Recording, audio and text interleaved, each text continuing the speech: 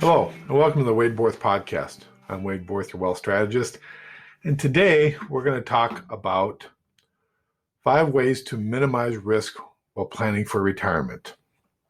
Now, there's probably a lot more than that, but it's just a great place to start. And again, it starts with our mindset and how we think, because most people, that's the pinnacle, right? That's the peak where they want to get. And a lot of conversations been talked about there's commercials out there. What's your number? What's the number you need for retirement in your accounts, and so on and so forth, where I really believe they're asking the wrong questions. And we'll address some of those today. But it really comes back down to, instead of planning for that event in retirement, we should be asking is, what's our future? What's our long-term goal? What's our long-term objective beyond retirement, really for the rest of our lives, and really for that next generation? Again, for my founding principles, it is that intergenerational thought process, but I also need people that are long-term thinkers, because this idea that we're striving for a certain time in our lives where we can stop and do nothing is again, this was an idea that was brought forth back in the late 1800s by Otto von Bismarck, because he wanted to take people out of service, because that's really what retirement means, is being taken out of service, because they thought that there was only so many jobs, and so they had to get people to stop working so young people could come in and take jobs. We know now, and we look at the economy, there's all kinds of jobs to be had. So that thought process is very persuasive in our thinking, but we have to just take it with a grain of salt and think about it for a little bit. Is this really what we want? So the first one that we're going to talk about is consider your perspective. What's your paradigm? What's your subconscious thinking about this? And from a standpoint of just give some thought. In Nelson Nash's book, Becoming Your Own Banker, says people just choose not to think. That's the scary part. Only a certain percentage of people think, and the percentage think they think, and a lot of people just choose not to think. Think about retirement. What does that mean? The definition is obviously to be taken out of service. And I don't know about you, but that's not my idea of fun, is to be taken out of service. I believe it's in us all, quite frankly, to be of service all of our lives. That's where we find true purpose and value, is being service to our family, service to ourselves, God, whatever it might be. So being taken out of service is not my idea of what I want to have a conversation about. And some people, that's what they want. But when I graduate from this world, I want to know that I was of service up until that very last day that I graduated and passed on. So the question is, why is this idea of retirement so big? I was talking to a gentleman one day, and he's fairly successful in his business and what he does, and he says, I want to retire early. I go, why do you want to retire early? Don't you love what you do? What is this allure of retirement? What does that mean to him? And the idea was, he wanted to retire from his main business so he could focus on the things that he found more enjoyment in. And I thought about that for a little bit, and I thought that's rather interesting. So he's not really wanting to retire. He just wants to sell off or have his business that's successful run on autopilot and focus on his passions. And and my thought process is that we need to have this conversation, or I need to have this conversation with everyone. Everyone needs to have the conversation with themselves. What are we passionate about? And if we're passionate about something, it's never going to seem like work. So the reason why most people want to retire is because they hate their job. And if they hate their job, of course they're going to want to retire. They're going to want to get out of that. They're doing it now just because they have to, not because they want to. So first thing I would do is encourage people to find, that vocation that brings them passion, that brings them fulfillment, that they can be, super successful in because they have energy for it. That would be the first step. Don't worry about retirement. Worry about finding, no matter what age you are, finding that thing that brings you energy to get up every morning and excitement to go make a difference in people's lives. That's probably the first thing I would do is if you could. And how does that minimize your risk in retirement? Because then retirement doesn't really ever become an issue. You might want some passive income, so maybe you don't have to work as many hours as hard. But again, retirement doesn't become an issue. So it reduces the risk on that desire, that need to hit that certain age to quit doing what you're doing. Again, people want to retire because they hate what they do. But for those people that are looking and say, hey, I've worked this, I've been very successful in my career, but I want to be done doing that at age 60, 65, 70. Some people say 55. Again, my one client wants to 57. Okay, fine. But the problem is, think about this. If you make it to 65 years old, or you make it to 60 years old, and let's say you're married, and both of you are the same age and you hit 65, there's a great probability that one of you is going to live into your mid-90s. If you're single and you're 65, there's a great probability that you're going to live into the late 80s, early 90s. People say life expectancy is age 84 for a male. Well, yeah, but we have to understand that's just a life expectancy for somebody that is zero. I think of all the stupid stuff I did as a young male in, a small town in North Dakota, farming. Yeah, there's a lot of people that graduate from this world out of stupidity. I could have been one of them easily. So that age at age 84 takes into account all that stupid, silly stuff that we do as young individuals, young adults, older children, whatever it might be. And we've survived all that. Now we're hitting 65. Great technology, medicine. Yeah, there's a huge probability we're going to live to 90. So now we have 25 years that we're going to be in retirement. 25 years that we have to generate income for. So is 65 even reasonable anymore? The reason why I think 62 was the original Social Security retirement date. That's because the life expectancy at that time was in the mid to upper 60s. That number is still the same, but now we're living 30 years into retirement, 30 years plus. The question is, do you want more certainty or do you want less certainty in that time frame? And how do you guarantee certainty? Working with Sage Wealth Strategy, we have tools, we have a process that can guarantee you that you're going to have that certainty that you want. It's not about the problem with current retirement systems, because they got away from the pension plans, is they have you accumulate all this money. They transfer the risk of you living too long, because that's really what the issue is in retirement, not living too short, but living too long. They have you accumulate all this money and they drop it in your lap and they said, sayonara, we'll see you later. They don't have an exit strategy. They don't give you an exit strategy. Nobody talks about an exit strategy in retirement. But I can tell you from personal experience, talking with clients, talking with family members, those that have guaranteed income are much, much happier than those with assets. Tom Hagner says in his book, in his presentations, that those with assets are miserable, those with incomes are happy in retirement. Because they don't have to worry about, stress is the number one killer of people. Stress. So think about that. And you're in retirement when you should be enjoying yourself. Again, I'm going to talk about retirement. But you're in the years where maybe you're not working as hard and you're taking some time to spend with your spouse or your grandkids or whatever that looks like to you. What's the thing you shouldn't be worried about? You shouldn't be worried about, is your asset up? Is your asset down? Is your portfolio increasing? Is it decreasing? Do I have enough money to live off of? Gosh, I don't have enough money to buy a new truck or buy a boat or whatever it is that you want to buy, because you don't have a clue where that asset is going to go. And your ability now, because you've made this choice to retire, remove yourself from service to earn the income that you're earning, now you don't have that ability to have that. And now you're sitting there going, wow, can I afford to buy anything? Because what if this asset goes down? So again, do you want more certainty or do you want less certainty?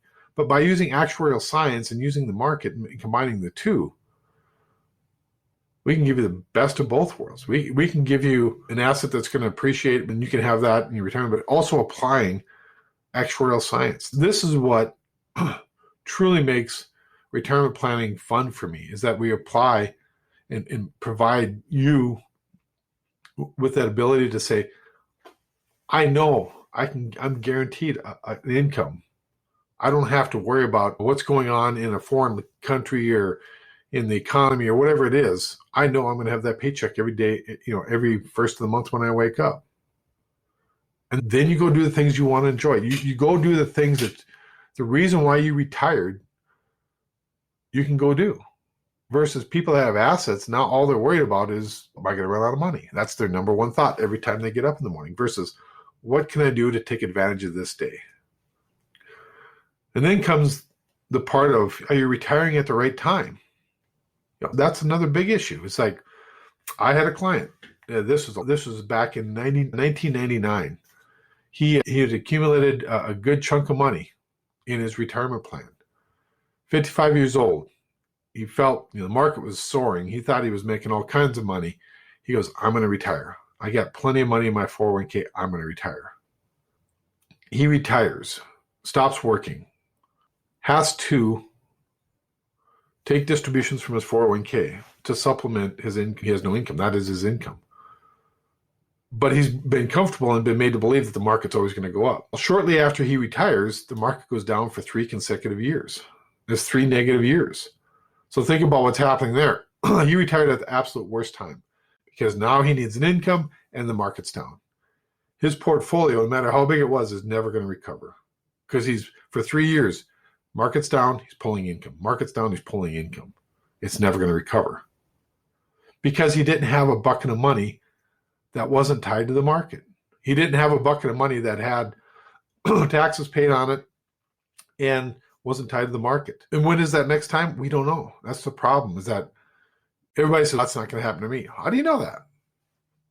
How do we know that's not going to be the next person we talk to says, I'm going to retire today, and then depending on this asset, this money in this 401k, this retirement plan, you make decisions based on something that has a huge variable going forward. What are we doing to lock in a guaranteed bucket of money? I'm not saying all your money has to go there. I'm just saying, what are we doing to lock in a guaranteed bucket of money? So when the time comes, when the market's down or our account value goes backwards, we're not having to pull from it for income and have it go down because we have this other bucket of money that's guaranteed is always going to be there. So again, retiring at the right time, that choice can make the biggest impact on your retirement. Because if you choose wrong, you'll run out of money. If you choose, you probably won't ever run out of money. But how do you know when that time is? Are you willing to take that chance? Do you go to Vegas and bet on red and black on the roulette table? Because that's all that really is, just a really big game of roulette. If you say, I'm retiring, I have no bucket of money that's guaranteed, you're betting on red, and you better hope red shows up. If it doesn't, you're going to be learning some new words. That's welcome to Walmart. Not out of choice, but out of need. Of course, the greeters are being done away with as well, I think. But that's a whole different story. Another thing, how to reduce risk. So again, number 2, reduce risk by having that bucket of money. That's a guaranteed bucket of money. Preferably, it's a bucket of money that's guaranteed and it's already had the taxes paid on it. Because now we don't have to worry about where's the tax rates going. So number 3 is consider not deferring all your money, all the taxes on that money. Because again, money you put in a 401k or retirement account sounds great. It's been sold to us that it's the greatest thing in the world, but it just doesn't defer the taxes. It also defers the tax calculation. What I mean by that is, what rate are we going to be used to decide how much of that untaxed money, or what's the rate that's going to be applied to that untaxed money? You might be in the lowest tax bracket now than you've ever been in, or you're ever going to be in, I should say. And when you take it out, it might be the highest tax bracket you're ever going to be in. You realize that the highest tax brackets were in the 90s, not the 1990s, but in the 90% range. The highest tax brackets for individuals were in the 90% range. Now, most people didn't pay that tax, but understand the average tax rate, if you take from 1913 till today, the average tax bracket is in that 45% range. So think about that from just perspective of Congress. They're going, hey, we're just going to go back to average. And so the average tax could go up to 45% just by going back to average, which is way higher than probably what you're paying today. And if you're paying that today, then my guess is that for that tax bracket, it's going to be significantly higher than the 45%, potentially in the future. So again, that's number 3, is just think about, do we want to have all our money on a tax-deferred basis? So when we get to retirement, and I've had clients, I had farming clients back when I first got in the business 30 plus years ago, that had retirement accounts that afterwards they were coming back to me and saying, I paid more in taxes in retirement than I ever paid when I was working. That's because they were told there's planners out there that say you'll be in a lower tax bracket when you retire. And I think about that, I'm like, is that planning for failure? Do you want to live on less than you live on today? Because if you follow that logic, the only way that you can be in a lower tax bracket is if you have less money to spend. Does anybody want to live on less than what they're living on today? I would consider that a failure. My job working with you and working with agents that teach people this is that if we do it right, your income, your cash flow will be as good or greater than it is today, but you're going to have less in taxes. Why do you want to have a decrease in your lifestyle just because you retire? Again, so if a planner says they're going to be a lower tax bracket, say, what are you planning for, success or failure? Obviously, he's planning for failure. At least I consider it failure. So anyhow, that's the taxes, because again, the taxes are one of the biggest, if not the biggest, wealth destroyer that's out there. Next one is diversify your retirement income. And what I mean by that is think about how, again, if you can imagine just 3 buckets, and this is an exercise I have my clients go through. Think of 3 buckets. The first bucket is when you get to retirement, it's an all taxable bucket. The second bucket is a all taxable bucket, by the way. That first bucket is like your retirement accounts. The second one is maybe your individual stock accounts, your savings accounts, your outside accounts that's taxed each and every year. So it's taxed along the way. And then the third bucket is a tax-free bucket. Where would you like most of your money at retirement? When you get to retirement, if all you have is money in that first bucket, and you go, hey, I want to buy a new RV because we want to drive across the country, see our kids or grandkids or whatever it may be. And you're going to buy that RV, but the guy says, hey, this RV is $150,000. You got to take out $225,000 so you can pay the tax on it and buy that RV. Oh, or would you rather have a bucket of money that says, hey, it's $150,000. Let's go to the tax-free bucket and get it from there. And all I have to do is take out $150,000. Now we have some ideas behind that. If you do take that from there, what's our plan to replenish that money? Because again, life doesn't stop after that one purchase. We're going to be financing everything we do for the rest of our lives. So again, it goes back to one of our founding principles: think long term. What's our long-term strategy? Do we want to refill that bucket so we have more money in the future? That's free from the tax burdens. And again, it goes back to what I said earlier. Do you want more certainty or do you want less certainty? The typical retirement planning strategy will give you more uncertainty. So what we know and what we teach and what we understand is that by giving you more clarity and more certainty, the more I can give more clarity, more certainty to my clients and to the agents that teach this, that's what really frees up clients to make good, sound decisions, because they have more clarity in life. They know they can plan. They can have a process that can look out more than 1 or 2 years. That certainty is what relieves stress in retirement. And so diversifying your retirement buckets. Sit down, have a conversation with me. Take a look and say, hey, Wade, what does that look like? And what's the right mix? I don't know. That's where you have to align your values, your vision, what's important to you with your actions. My job is to empower you to take that control. But you first have to decide what is your values and visions so you can take control and put those buckets in alignment with what's most important to you. That's number 5, is just employing that sage wealth strategy that we talk about. If you have a strategy, what is that strategy? How do you take control of your finances? Again, it comes back to you. You're the most important person in your world. You're the person that cares the most about, you should be the person that cares the most about your money and your finances, because you're the one that's directly impacted by it. And what is that principles? What are those founding principles you have about what you want to have done? Is a legacy important to you? And I can tell you from experience, and talking to clients, perspective changes as we get older. I've had clients tell me in the past, the kids can do whatever they want. I'm not going to take care of my kids. I don't want to leave my kids anything. I think that's very much a short-term view. I think we owe it to every generation that comes beyond us to lay some groundwork and foundation. Not so much money. They don't have to leave money, but what are they leaving for knowledge and understanding? But when those people that didn't really care about their kids because they put their kids through college and they did all this other stuff, but when they have grandkids, that perspective changes a ton.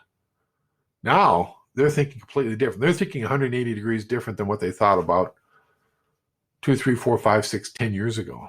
Because now those grandkids, that's what their focus is. And so what's your legacy for that generation? So again, my job is to empower you to take control of your finances and take control of the strategies to help you understand what your vision, what your goals, and what's important to you is in alignment with what you're actually doing. Because a lot of times those aren't in alignment.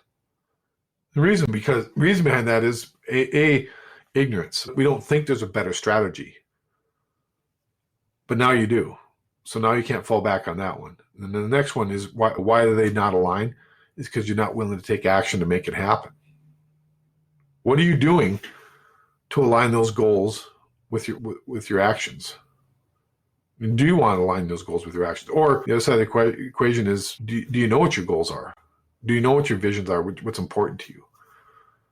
So again, employ that strategy. How does that reduce risk? Is because when your strategies are in alignment with what your belief systems are and what your goals are, then you've pretty much eliminated risk. Risk is just dealing with the unknown, especially the unknown influences and things that happen to us without our ability to react. That's risk.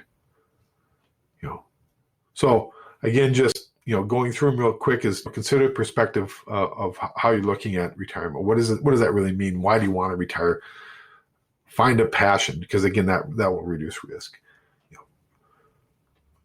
I say retire at the right time. How do we know what the right time is? We don't. That's the whole point.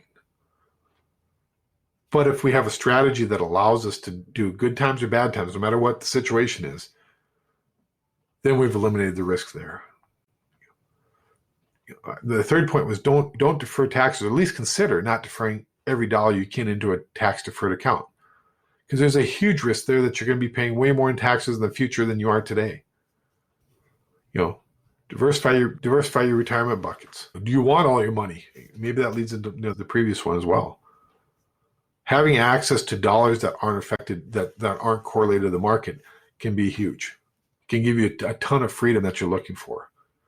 And then employ a strategy, employ a sage wealth strategy. And that's just aligning our belief system along with our strategies or what we're doing and giving us that peace of mind that we're looking for. And understanding that each of us, even in a married couple, we have different perspectives of what that means. What I find is one spouse might have this very cavalier attitude, okay, I'll work and I'll earn whatever it takes and we'll be happy. Where the other spouse might go, yeah, I like to have some certainty. I like to have some vision about where we're going to go because I have some definite plans. But until those questions are answered, I can't implement those definite plans. And if those questions are never answered, if we don't have a true strategy and some certainty and guarantees, that spouse will be miserable because she or he will never be able to realize those dreams. Give me a call, drop me an email, Wade at